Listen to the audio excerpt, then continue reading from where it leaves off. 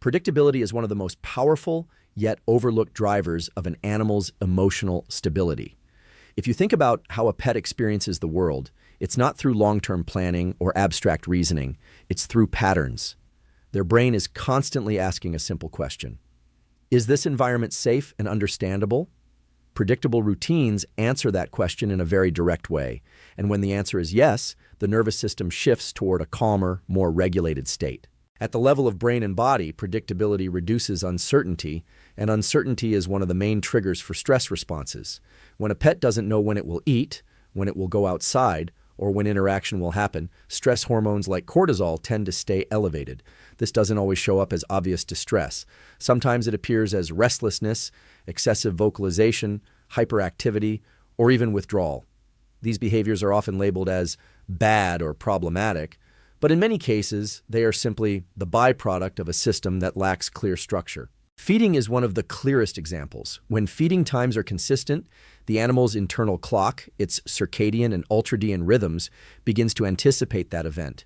You'll often see pets become calmly alert just before feeding, rather than frantic or demanding. That anticipation is a sign that the brain has mapped the pattern and feels secure in it. In contrast, inconsistent feeding schedules can lead to food anxiety, where the animal becomes overly fixated or reactive around meals. The same principle applies to movement and activity. Regular walk times for dogs or consistent play windows for cats create a rhythm that the nervous system can rely on. It's not just about burning energy, it's about creating a predictable arc to the day. Activity happens, then rest follows. When that cycle is stable, pets tend to settle more easily and show fewer spikes in anxious or destructive behavior. Sleep is deeply tied to predictability as well. Animals rely on environmental cues, light, noise, human activity, to determine when it's safe to enter deeper stages of rest. If those cues are constantly shifting, sleep becomes fragmented.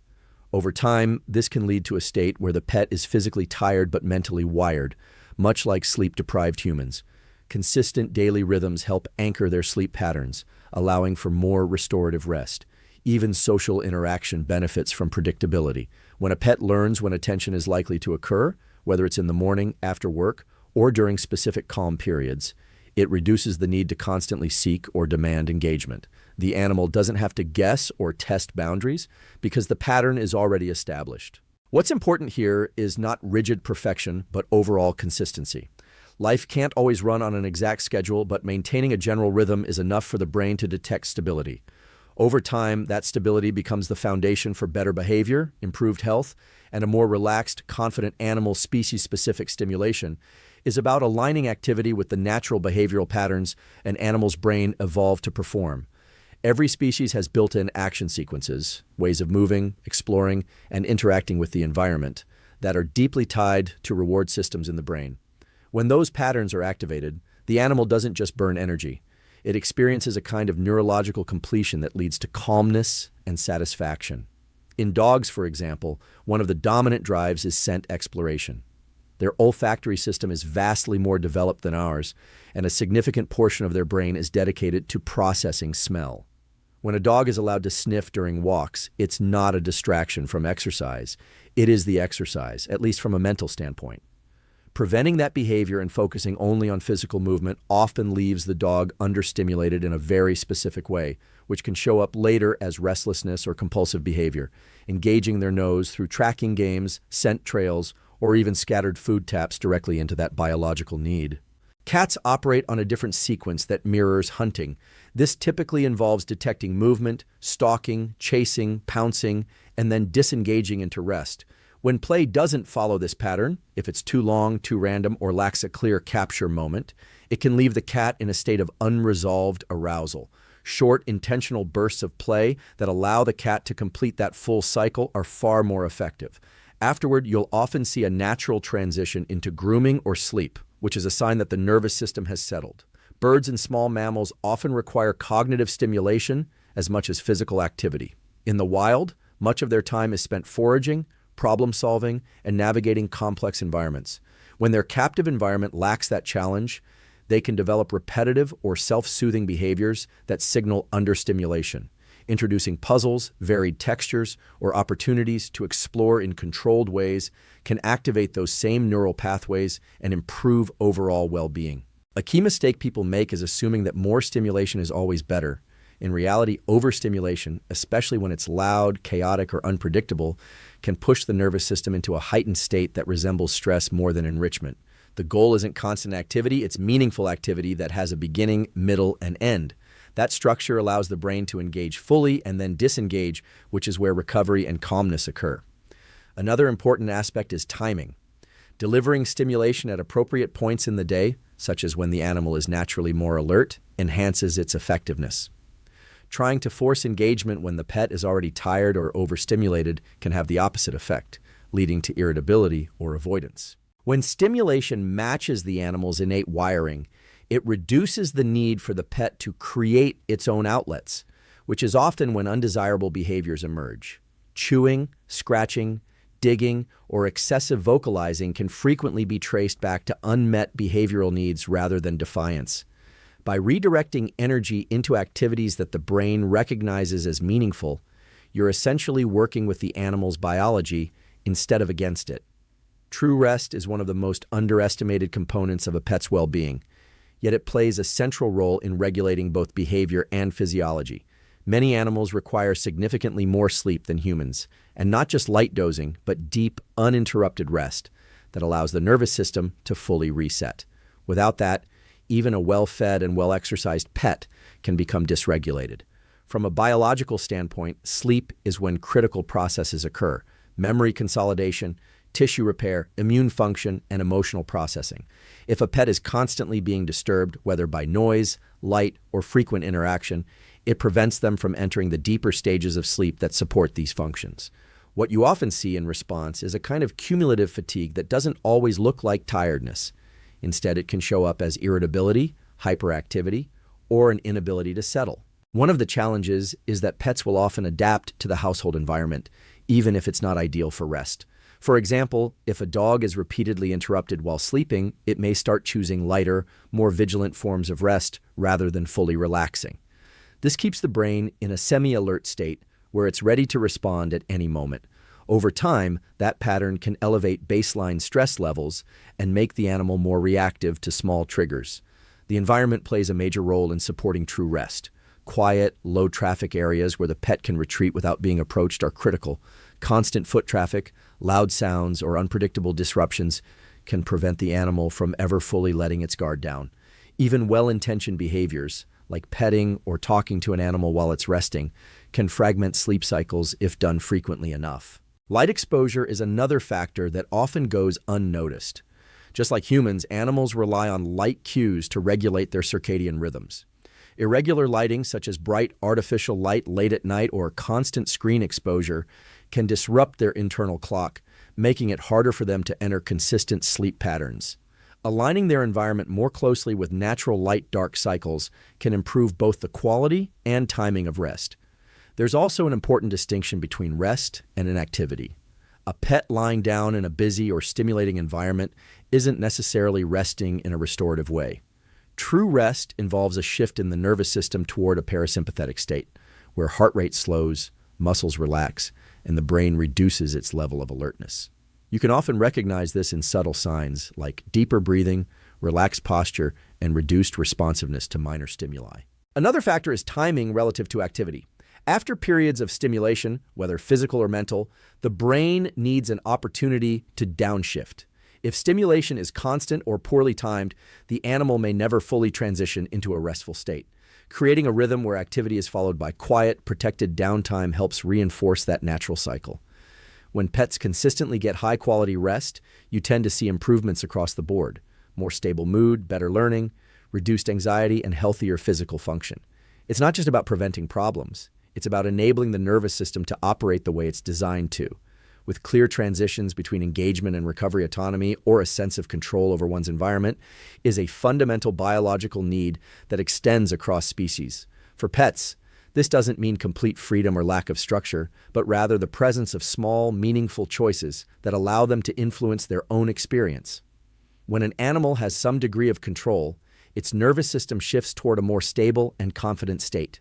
Without that control, The system can move in the opposite direction, toward anxiety, passivity, or reactivity. At the neural level, having control reduces the perception of threat. When an animal can predict not just what will happen, but also has some influence over it, stress responses are dampened. This is closely tied to the concept of learned helplessness, where repeated exposure to situations with no control leads the animal to stop trying to change outcomes altogether. In pets, this can show up as disengagement, lack of responsiveness, or a kind of flattened behavior that people sometimes mistake for calmness. In practical terms, autonomy can be introduced in very simple ways. Allowing a dog to choose the pace or direction of a walk within reasonable boundaries gives it an active role in exploration. For a cat, having access to vertical spaces or multiple resting spots allows it to decide where it feels safest or most comfortable. These choices may seem small from a human perspective, but they carry significant weight in how the animal perceives its environment. Choice also plays a role in social interaction. When a pet is able to approach or move away from contact freely, it creates a very different dynamic than when interaction is imposed. For example, a dog that can walk up to you for attention and leave when it's had enough is more likely to remain relaxed and engaged. In contrast, repeatedly initiating contact without reading the animal's signals can create subtle tension, even if the pet doesn't outwardly resist. Another area where autonomy matters is access to resources. This includes food, water, resting areas, and even sensory experiences like light and temperature. When pets can move between different environments, cooler or warmer spots, quieter or more active areas, they are effectively regulating their own internal state. Restricting that movement too much can force the animal to remain in conditions that don't align with its needs, increasing stress over time. Training can either support or undermine autonomy, depending on how it's approached. Systems that rely purely on control and correction often suppress behavior without addressing the underlying state of the animal. In contrast, training that incorporates choice, such as offering options and reinforcing voluntary engagement, tends to produce more resilient and adaptable behavior. The animal learns not just what to do, but that its actions have meaningful consequences. It's important to recognize that autonomy doesn't eliminate the need for structure. In fact, the two work together. Predictable routines create a stable framework, while autonomy allows flexibility within that framework. This balance is what enables a pet to feel both secure and capable. When animals have even a modest degree of control over their daily experience, you often see increased confidence, reduced stress behaviors, and a greater willingness to engage with their environment. Social interaction is a core need for many pets, but the way it's delivered often determines whether it regulates or stresses the animal. Humans tend to define connection in very human terms: touch, eye contact, constant engagement. But animals interpret social behavior through a different lens. What feels like affection to a person can sometimes feel overwhelming or intrusive to a pet, depending on its species, temperament, and current state. At the nervous system level, social interaction can either activate a sense of safety or trigger mild threat responses. The difference lies in predictability, consent, and timing. When a pet can anticipate interaction and has the option to engage or disengage, the experience tends to be calming. When interaction is sudden, forced, or mismatched with the animal's state, it can elevate stress even if the pet doesn't visibly resist. One of the most important shifts is learning to recognize subtle behavioral cues. Animals communicate constantly through body language, posture, muscle tone, ear position, tail movement, and even the direction of their gaze. A relaxed animal might have loose, fluid movements and soft attention, while a more tense one may show stiffness, avoidance, or hyperfocus. Responding to these signals in real time is what makes interaction feel safe and coherent to the animal. Proximity often matters more than direct contact. Many pets are highly social but prefer to simply be near their human rather than actively engaged all the time. Sitting in the same room, moving together through space, or sharing quiet moments can provide a strong sense of connection without overstimulation. This kind of low-pressure presence allows the animal's nervous system to settle while still benefiting from social bonding. Timing also plays a critical role. Engaging with a pet when it is already calm tends to reinforce that calm state. In contrast, interacting when the animal is highly aroused, excited, anxious, or overstimulated can amplify that state rather than soothe it. For example, excessive attention during moments of hyperactivity can inadvertently reinforce that energy pattern, making it more likely to repeat.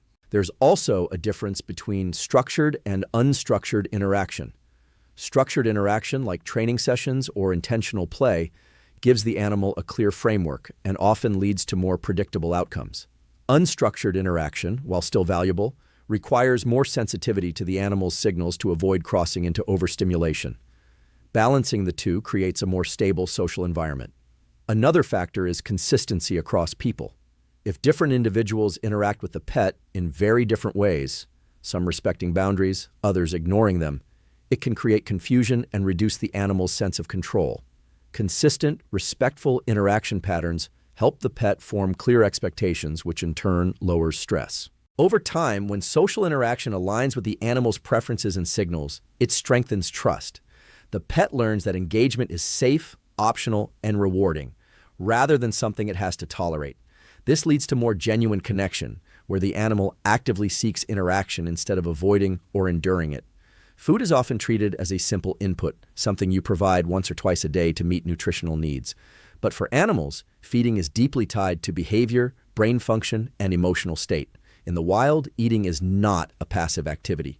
It involves searching, tracking, manipulating, and sometimes problem-solving. When that entire process is reduced to a bowl placed on the floor, a large portion of the animal's natural behavioral sequence is removed. At the level of the brain, the act of working for food engages reward pathways in a much more complete way than passive consumption. Dopamine, which is associated with motivation and anticipation, is released not just when food is eaten, but during the process of obtaining it. When pets are given opportunities to engage in that process, even in simple, controlled ways, it creates a more satisfying and regulating experience. The animal doesn't just feel full, it feels behaviorally fulfilled. For dogs, this can include scattering food across a space, using puzzle feeders, or creating simple scent-based games where they have to locate their meal. These activities tap into their natural foraging and tracking instincts. Instead of consuming food in a few seconds, the feeding process becomes extended, engaging both mind and body. This often leads to a calmer state afterward, as the behavioral loop has been completed. Cats benefit from a slightly different approach that mirrors hunting. Small portions of food delivered through interactive toys or hidden in different locations can simulate the sequence of searching and capturing. This aligns feeding with their natural rhythm of short, intense bursts of activity followed by rest. When this pattern is supported, it can reduce behaviors like overeating, nighttime restlessness, or attention-seeking. Timing also plays a role in how food affects the nervous system. Feeding immediately after appropriate activity, like a walk for a dog or play for a cat, can reinforce a natural cycle. Exertion followed by reward and then rest. This sequence helps the brain transition into a more relaxed state. Feeding without that preceding activity can still meet nutritional needs, but it may not provide the same level of behavioral satisfaction. The sensory experience of eating matters as well. Texture, smell, and the act of chewing all contribute to how the brain processes the meal. Foods or feeding methods that encourage chewing or manipulation can have a calming effect, as they engage repetitive motor patterns that are inherently soothing to the nervous system. Another important aspect is pacing. Rapid consumption, which is common when food is freely available in a bowl, can bypass many of the regulatory processes tied to feeding. Slowing the process down through puzzles, distribution, or portioning allows the body and brain to stay engaged longer, leading to better satiety signals and reduced fixation on food. When feeding becomes an active process rather than a passive one, it shifts the role of food from mere sustenance to enrichment. This doesn't require complex tools or constant effort. Small adjustments can have a significant impact. By aligning feeding with natural instincts and behavioral sequences, you create a more balanced, satisfied animal that is less likely to seek out alternative, often problematic outlets for its energy. When feeding is approached this way, it becomes more than a routine task. It becomes a daily opportunity to support your pet's mental and emotional balance. By integrating small challenges, aligning meals with natural activity patterns, and engaging their senses, you're reinforcing the way their brain is designed to function. Over time, this leads to a pet that is not only physically nourished, but also calmer, more focused, and less driven to express unmet needs through unwanted behaviors.